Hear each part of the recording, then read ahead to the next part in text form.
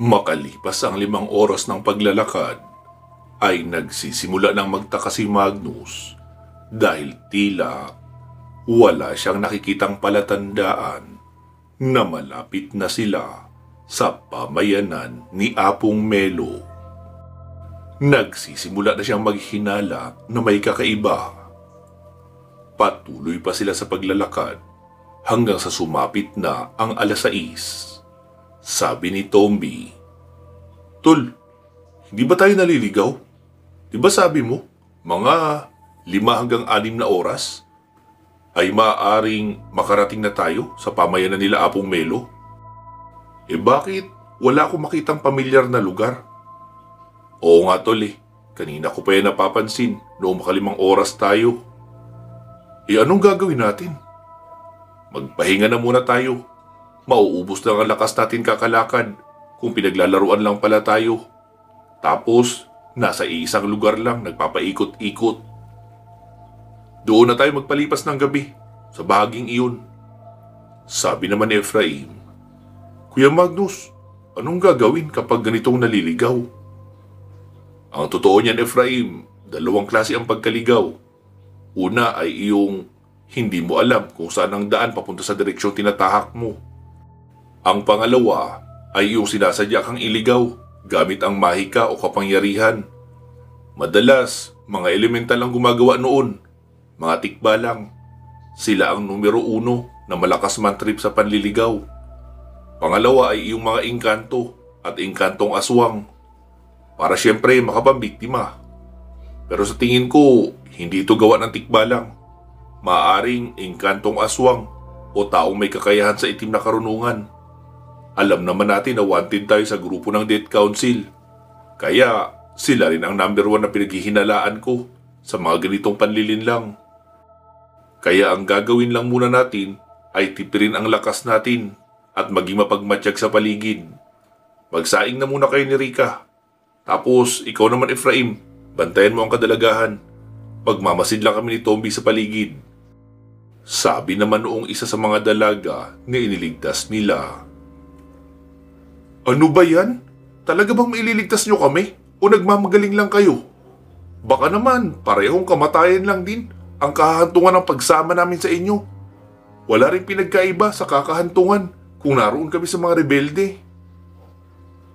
Sabi naman ng isang kasama noon, "Uy, Joan, hinay-hinay ka naman sa pagsasalita. Sila na nga itong nagmabuting loob na tulungan tayo. Ganyan ka pa magsalita sa kanila?" "Bakit, May? Sabihin mo nga sa akin kung nakakasiguro kang makakabalik tayo ng ligtas sa pamilya natin." "Oo, nailigtas nila tayo sa mga rebelde. Tapos narito naman tayo ngayon, naliligaw. At kung hindi mga engkanto ang kukuha sa atin, makakain naman tayo ng mga aswang." Sumabat naman ang dalagang si Kisha. "Magsitigil nga kayo. Wala tayong mapapala kung magrereklamo tayo sa oras na ganito. Kung wala kang tiwala sa mga taong ito na maililigtas tayo, di sige, umalis ka. Wala namang pumipigil sa'yo di ba na umalis? Wala ka ring utang na loob no? Kung hindi sila dumating, ay malamang tapos na tayong naghahasa. Hindi nga tayo pinapakain ng mga rebelde doon. Samantala rito, kung anong pagkain nila, ay ibinabahagi rin nila sa atin." Biglang tumayo ang dalagang si Joan. "Talaga, aalis ako rito. Mas may tiwala pa ako kung mag-isa akong uuwi. Parang habang tumatagal ay palayo ng palayo sa bayan ang binabagtas nating direksyon. Anong malay natin? Kung miyembro rin pala ng mga rebelde ang grupong ito, ibang paksyon lang, kaya tayo inagaw sa mga dumukot sa atin. Tapos doon naman tayo dadalhin sa grupo nila." Wika pa noong dalagang si Joan, sabay mabilis nang naglakad papalayo. Sabi naman ni Rika, "Hala Efraim, hahayaan nating umalis iyon?" Sabi naman ni Efraim, "Bakit? Kidnapper ba tayo? Sa pagkakaalam ko kasi, ang magligtas ang layunin natin. Mukhang ayaw niya naman ng tulong natin. Bakit natin siya pipigilan sa gusto niya? Babalik rin iyon dito kapag na-realize niya kung gaano kamali ang desisyon niyang iyon. Pero kung gusto mo, di ikaw, habulin mo." Napailing na lang si Rika. Tama naman din si Efraim. Hindi nila bihag o hostage ang mga kadalagahang iyon. kaya malaya silang makakaalis kung gusto nila. Pagkabalik nila Magnus at Tomby ay sinabi ni Magnus, "Oh, parang kulang na ang mga dalaga ng isa ah." Sabi naman ni Efraim, "Umalis na Kuya Magnus, rebelde rin daw tayo, ibang grupo lang, at hindi totoong ililigtas natin sila. Pinaliwanagan na ng mga kasama niya pero matigas ang ulo eh. Hindi ko na hinabol." Sabi naman ni Magnus, "Ay, kabataan talaga sa panahon ngayon. Masyadong self-entitled. Hirap magtiwala sa iba. Pero mababaw naman ang kaalaman sa pagsusuri ng delikado o hindi." Dismayadong wika ni Magnus na napapailing-iling pa. Sabi naman ni Tomby, "Tama naman ang ginawa mo, Efraim. Kapag pinigilan mo, ay mas lalo lang iyong mag-iisip ng masama sa atin. Libre naman ang tulong na ino-offer natin, pero kung ayaw tanggapin, ay hindi rin natin kailangan ipagpilitan. Lalo at hindi naman ang pagliligtas sa kanila ang misyon ng pag-akyat natin dito." Habang nag-uusap pa sila, ay bigla silang nakarinig ng isang malakas na tili. Sabi naman ng dalagang si Keisha, "Hala, si Joan yun. Hindi ako maaaring magkamali." Tapos tumakbo patungo sa direksyon na tinakbuhan noong Joan. Mabilis naman tumayo si Efraim at hinawakan sa kamay ang dalaga. "Keisha, wag. Dito ka lang. Kami na pupunta roon." Sabi naman ni Magnus, "Tomby, ikaw muna ang maiwan rito. Kami ni Efraim ang magche-check doon." Kinuha ni Magnus ang flashlight sa kanyang bag at nagpatiuna sa paglalakad habang nakasunod naman sa kanya si Efraim. Habang naglalakad sila ay napapansin nila ang unti-unting pagkapal ng hamog sa paligid. Sabi naman ni Efraim, "Teka Kuya Magnus, normal ba na may ganito kakapal na hamog rito?" Sabi naman ni Magnus, "Hindi, kaya maging alisto ka sa paligid. May nanlilin lang sa atin kaya ito nangyayari." Pasaway talaga ang dalagang yun. Hindi ba siya natakot sa naranasan kagabi? Feeling niya siguro panaginip lang ang mga nakita niyang aswang kagabi. Lintik talaga mga kabataan ito. Wika ni Magnus habang dahan-dahan ang paghakbang at palipat-lipat ng direksyon ang tutok ng flashlight. Hanggang sa magulat sila noong makitang nakaluhod sa di kalayuan ang dalagang si Joan. Suminya si Magnus kay Efraim na ang paligid ang bantayan at siya ang magche-check doon sa dalaga. Tumango naman si Efraim habang palipat-lipat din ang tingin sa kaliwat kanan. Noong naroon na si Magnus malapit sa dalaga ay mahina siyang bumulong. "Joan, anong ginagawa mo? Bakit ka umalis? Hindi ligtas dito."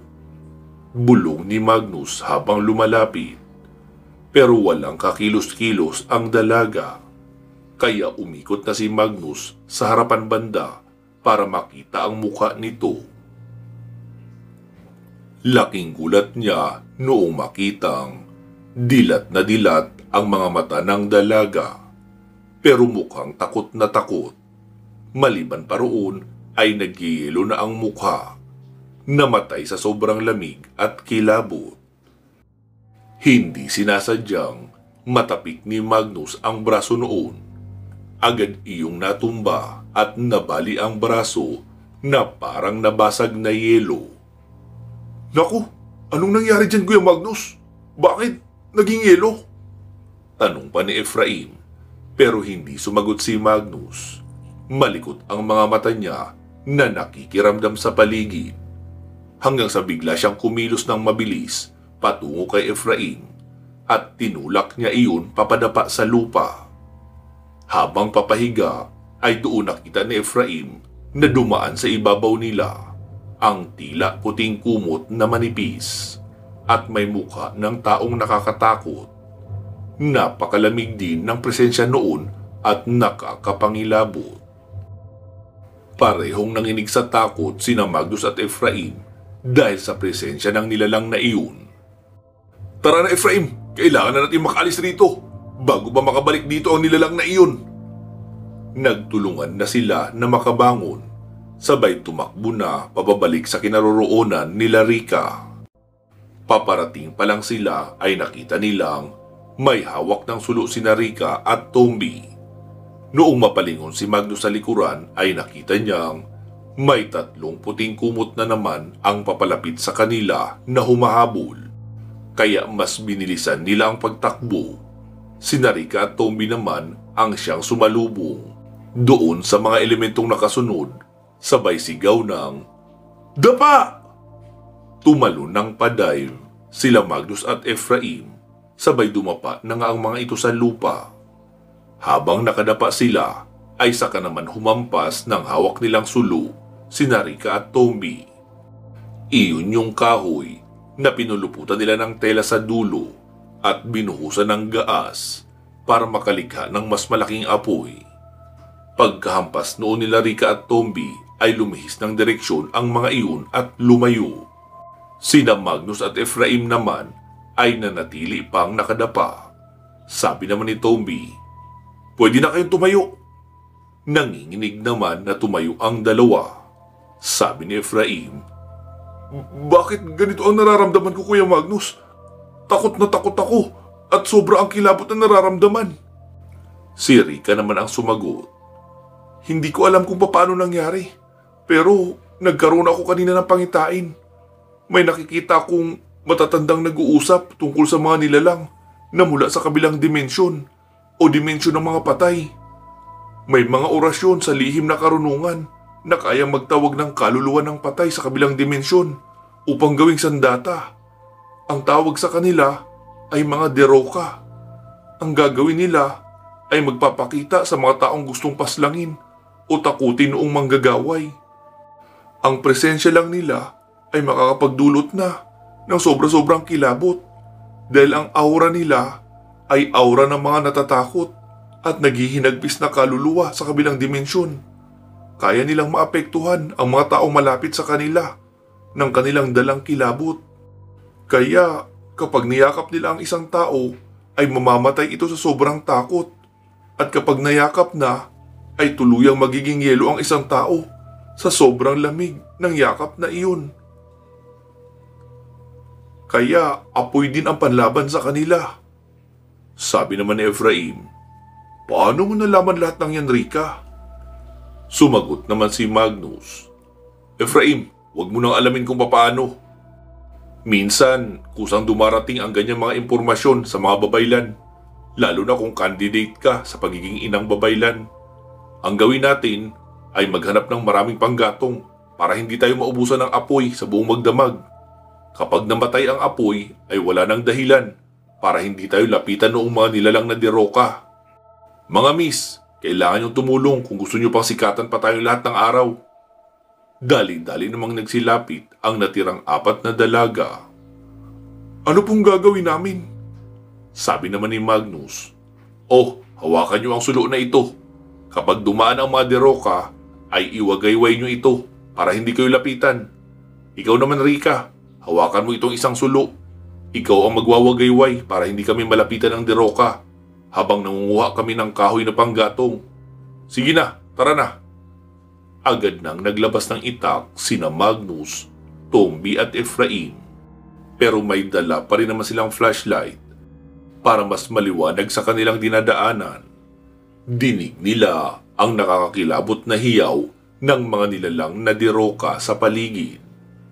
Kaya naman, hindi rin nila mapigilan ang panginginig ng mga kamay. Sabi naman ni Tomby, "Grabe ang mga nilalang na ito, tol. Ngayon lang ako nakaramdam ng takot na sobra-sobra, kahit hindi pa naman nila ako nasasaktan." Sabi naman ni Rika, "Hindi mo kasi sariling takot yan. Pinagsama-samang takot yan ng mga kaluluwa na nasa kabilang dimensyon. Nadadala lang ng mga deroka ang pakiramdam na iyon, kaya nahahawaan tayo." Sabi naman ni Efraim, "Pero parang totoong takot ang nararamdaman ko eh. Parang ginigising ang pinakasagad na takot sa katawan ko." Sumagot din naman si Magnus, "Sige na, mamaya na tayo magkwentuhan. Pumutol na kayo ng panggatong." Wika niya at humiwalay kaunti sa mga kasama. dahil may nakita na siyang nakatumbang kahoy na kasing laki ng hita. Mabilisan ang kilos nila. Makalipas lang ang 15 minuto ay nakakuha na sila ng mga panggatong at papabalik na sa kanilang pwesto. Naabutan nilang magkakayakap ang 4 na mga dalaga. Walang nakatingin sa ibang direksyon. Mga nakapikit lang habang iyong dalagang si May ang may hawak ng sulo na nagwawasiwas sa ere. Sabi naman ni Efraim, "Pwede na kayong magmulat ng mata. Nandito na kami." Sabi naman ni Magnus, "Efraim, magsaing na kayo ni Rika. Kami na ni Tomby ang magpapaningas ng siga na papaumagahan natin." "Opo, Kuya Magnus." Habang tumatagal ay mas lalong kumakapal ang hamog sa paligid at mas lalo ring gumiginaw. Kaya nangangatog na sa takot at lamig ang mga dalaga. Sabi naman noong si Kisha, "Efraim, pwede ba akong makahiram ulit ng damit mo? Sobrang ginaw na talaga ng pakiramdam ko eh. Hindi ko na matatagalan to." Sabi naman ng iba, "Oo, kami rin." Sumagot naman si Rika, "Efraim, ilagay mo na lang yung tolda at sa loob mo sila pagtipon-tipunin. Hindi pa rin sapat ang dobling damit sa ganito kalamig." Kumuha si Rika ng 2 damit niya at ibinigay sa 2 dalaga. 2 rin ang kinuha ni Efraim para naman sa 2 pang dalaga. Tapos ikinumot nila ng magkakatabi ang tolda. Makalipas ang 10 minuto ay pareho nang nakagawa ng siga sina Magnus at Tomby. Bali nakapwesto sa likod at harap ng punong kanilang kinapwestuhan. Naupo sa may harapan sina Magnus at Tomby habang hawak ang kanya-kanyang sulo na wala pang sindi. Kapag may nakita na silang papalapit na deroka, ay saka pa lang nila iyon sisindihan doon rin mismo sa siga sa kanilang harapan. Paikot-ikot lang ang tunog ng mga deroka sa paligid, kaya hindi maalis ang panginginig sa kanilang katawan. Pinilit na lang ni Magnus na magmukhang hindi apektado ng takot para hindi mas lalong matakot ang mga kasama niya. Pero ang totoo, wala ring patid ang mabilis na pintig ng kanyang puso. Maging ang mga kamay niya ay nakikita niyang nanginginig rin. Sabi pa ni Magnus, "Huwag kayong masyadong matakot sa mga iyon. Isipin niyo na lang, hindi totoong takot ang nararamdaman niyo. Ipinararamdam lang ng mga deroka ang takot na nararamdaman nila mula sa kabilang dimensyon." Sabi naman ni Tomby, "Ay naku Mags, kanina ko pa isinisiksik sa utak ko ang ideyang yan, pero walang epekto eh. Takot na takot pa rin ako. Mag-isip ka na lang ng ibang bagay. Halimbawa, kung anong pagkain ang una nating kakainin pagkababa natin mula rito." Hindi na sumagot pa si Tomby dahil agad siyang napalingon sa kabilang direksyon. Noong marinig niyang may derokang humiyaw sa direksyong iyon. Sabi naman ni Magnus, "Huwag niyo silang intindihin. Lalo lang kayong tatakutin kapag naramdaman nila na takot kayo. Ano Rika, luto na ba ang kanin?" "Ha? Kanin? Siguro po." Wala sa sariling sagot ni Rika dahil nakayuko iyon habang nakatakip ang mga kamay sa tenga para hindi maramdaman ang nakakakilabot na hiyaw noong nilalang. Tumayo si Magnus at siya na ang nagbukas ng takip ng kaldero. Nakita niyang luto na ang sinaing. Kaya sabi niya, "Efraim, ilabas mo na ang mga Tupperware na kainan natin para makakain na tayo. Huwag mo na munang asahan si Rika. Nakikipagpatintero pa siya sa kanyang takot. Kailangan niyang ma-overcome ang takot at maharap ang tapang sa puso niya." Tumango lang si Efraim at inilabas ang mga kainan. Siya na ang naglagay ng kanin sa mga iyon, tapos bawat isang kainan ay nilalagyan niya ng isang pirasong isda na sardinas at kaunting sarsa. Iniabot niya sa mga dalaga ang isang malaking Tupperware. "Oh, magsalo-salo na lang kayo dyan. Diyan na rin kayo sa loob ng tolda kumain. Rika ito ang pagkain mo. doon ka na rin sa loob ng tolda kumain para mabawasan ang takot mo. Mas lalo lang titindi ang takot mo kung narito ka sa labas at naririnig ang mga kaluskos sa paligid pati na ang huni noon. Sinunod naman ni Rika ang sinabi ni Efraim at doon na kumain kasama ng mga dalaga.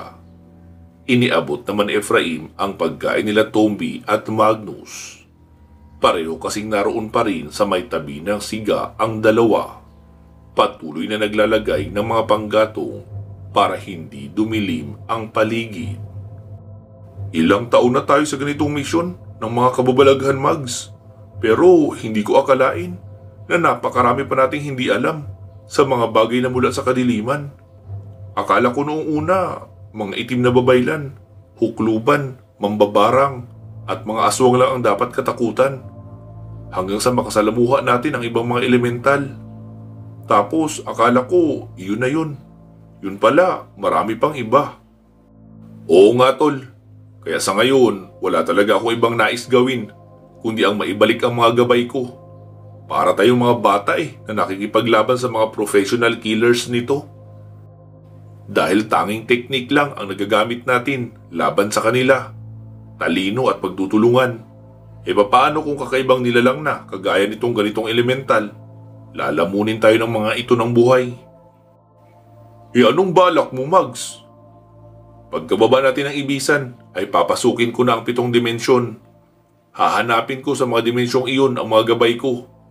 Hindi ko kayo iimbitahin na sumama dahil alam kong sobrang delikado noon. Walang kasiguraduhan roon ang kaligtasan. Maging ako ay hindi rin sigurado kung makakabalik pa ng buhay. Paano kung gusto naming sumama, Mags? Tol, wag na muna doon. Baguhan pa lang si Efraim sa ginagawa niyang pagtatrabaho bilang protektor ni Rika. Si Rika naman ay hindi rin sigurado kung kasama pa natin yan sa pagbaba. Depende iyon kay Inang Kalikasan. Kung pati kayo ay sasama sa akin, ay walang maiiwan sa bahay na poprotekta sa pamilya natin. Wala ring maiiwan na titingin-tingin kay Althea.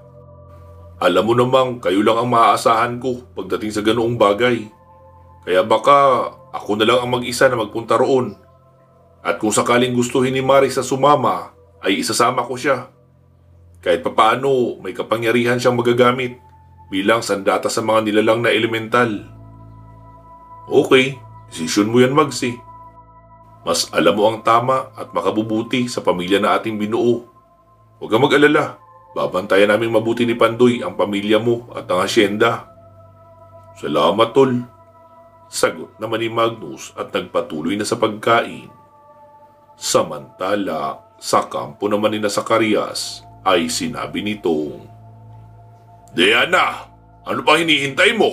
Bakit hindi ka pa umaalis? Talaga bang kaya mong gawin ang misyon nang walang kasama? Masyado kayatang mayabang ngayon. Ni ayaw mong magdala ng mga berserker bilang iyong karagdagang proteksyon. Huwag kang mag-alala, boss. Baka nakakalimutan mo. Hindi lang ako basta mandurugo. Apo ako ng isang salamangkero. At nakumpleto ko na ang ritual para sa kakayahang makapagpatawid ng mga deroka dito sa mundo ng mga tao. Sa katunayan yan, nanggaling na ako sa bundok patungo sa ibisan. Namataan ko ang grupo ng tagabantay sa may ibabang bahagi. Malapit na silang makarating sa pamayanan ni Melo.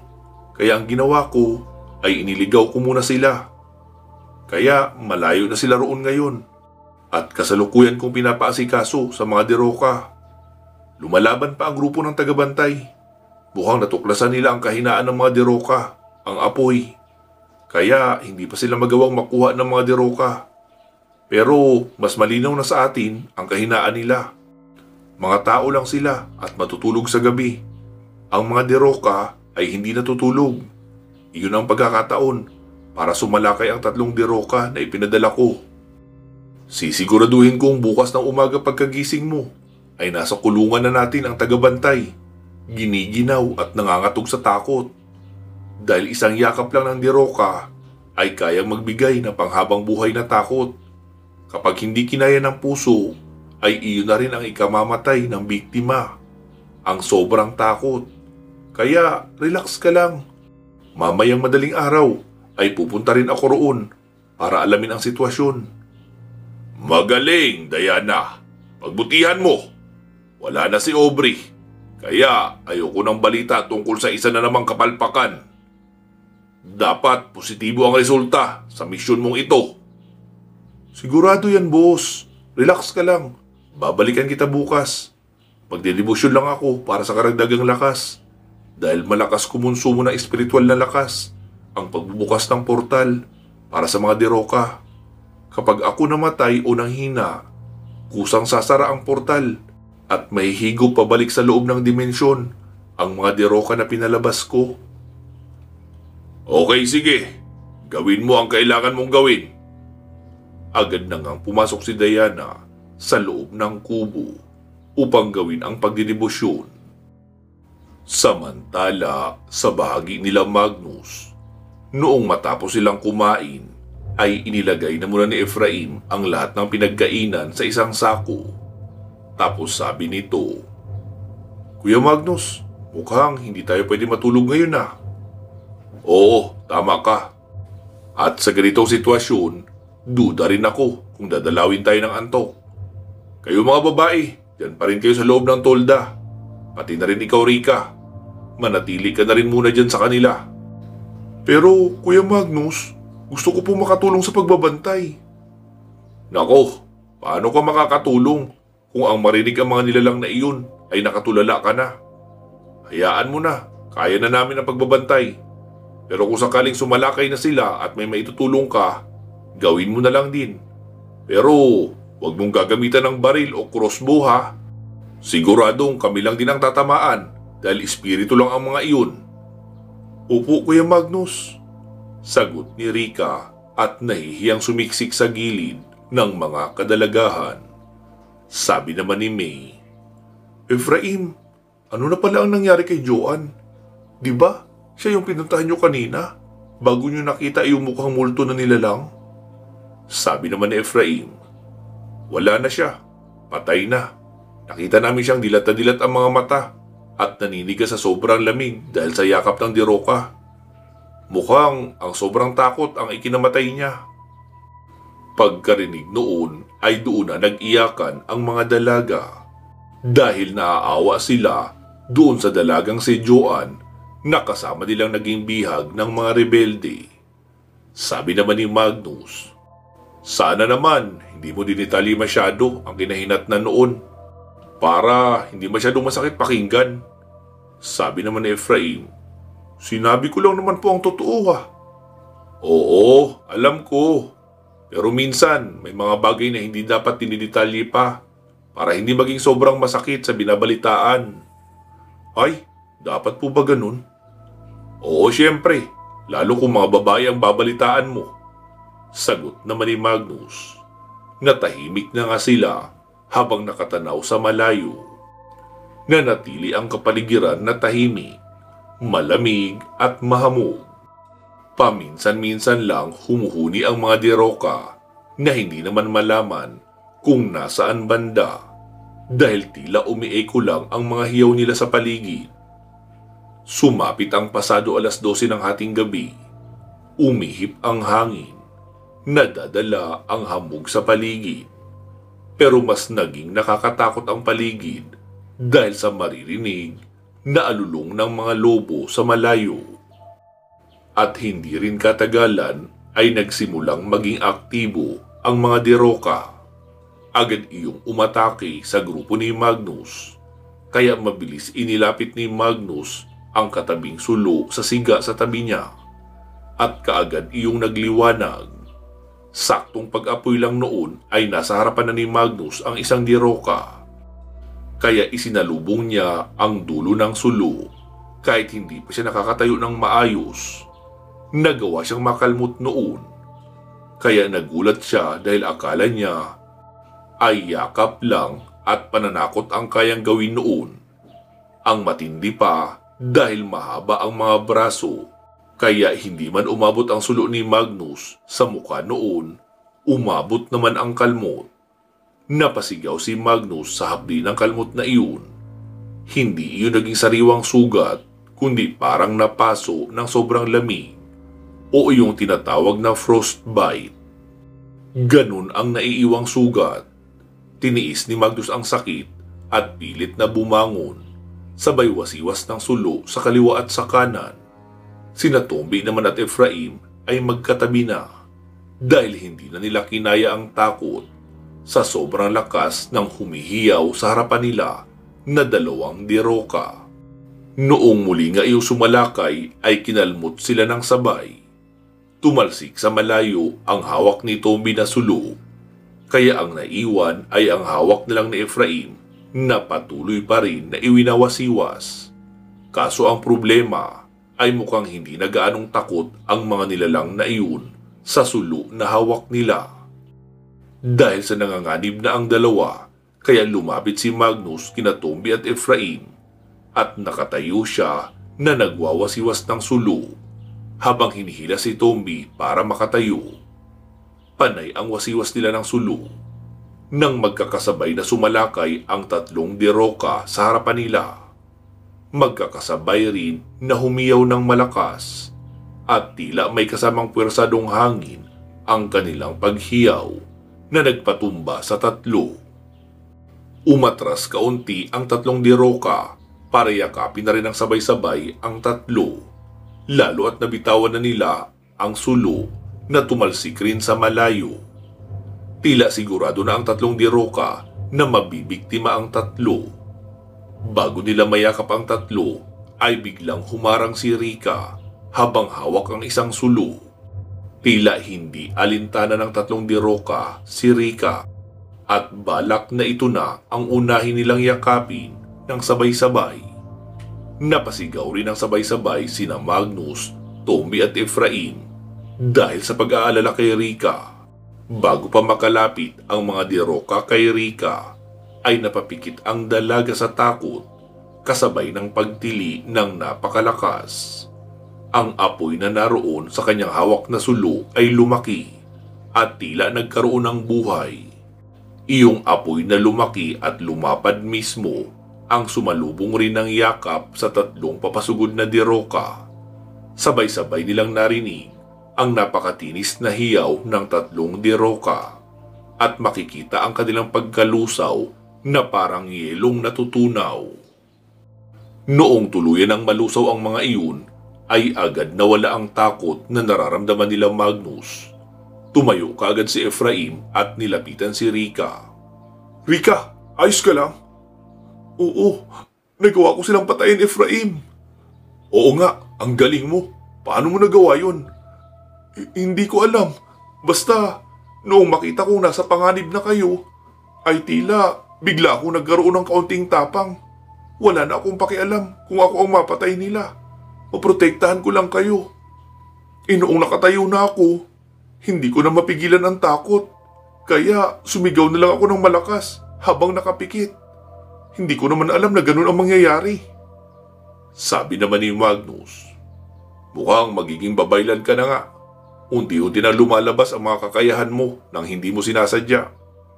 Pero mas maiging mag-practice ka rin kung paano mapagana yan sa sarili mong kagustuhan para hindi last minute tuwing lalabas." "Opo, Kuya Magnus. Pero aalamin ko pa kung papaano." Oo naman. Dahan-dahan lang at matututunan mo rin yan. Tsaka narito naman kami para gabayan ka. Ganyan rin ang nangyari kay Maris dati, noong unang akyat namin. Sige na, matulog na kayo. Kami na ang magbabantay hanggang alas 4 ng madaling araw. Tapos, mga alas 9 na kami ng umaga gigising noon para hindi naman sobrang kulang sa tulog. Ikaw rin, Efraim, sumabay ka ng matulog sa kanila. Tumabi ka na rin sa loob ng tolda para hindi ka lamigin. Narito pa rin sa paligid natin ang malamig na hamog Sa kabilang dulo ka para sa gitna niyo ni Rika ang mga dalaga." "Opo, Kuya Magnus," sagot ni Efraim at nagsipasok na sila sa loob ng tolda para matulog. Sina Magnus at Tomby naman ang siyang nakaupo sa may harapan na nagbabantay at nakikiramdam sa paligid. Pansamantala po muna natin puputulin dito itong ating kwento. Magsama-sama po tayong muli sa part 177. Mag-iingat po kayo palagi at hanggang sa muli.